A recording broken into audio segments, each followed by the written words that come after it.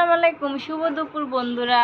এই গরমের মধ্যে আমরা এখন পেঁপের ভর্তা খাবো। আর এই যে দেখো আমার মেয়ে ননদ আর ওইটা আমার বোন হয় আর আমরা সবাই মিলে এই যে পেঁপেটি কুড়িয়ে নিয়েছি, তারপর চিনি, লবণ, তেঁতুল, মরিচ আর এটা হলো কাসুন্দি মাখা।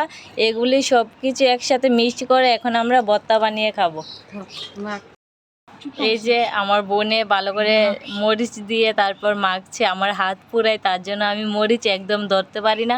আমি সব কিছু রেডি করে দেব কিন্তু মরিচটি আমি করব না। আর আমার বোন দেখো ভালো করে মেখে নিচ্ছে তেঁতুল দিয়ে।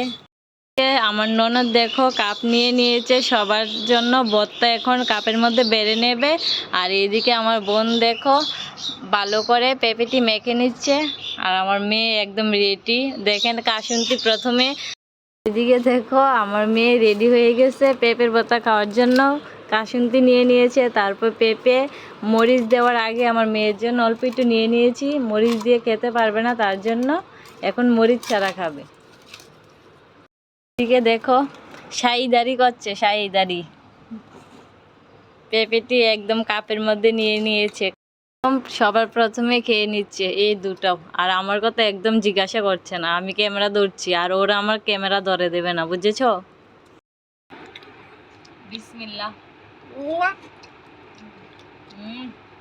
অনেক টেস্ট হয়েছে।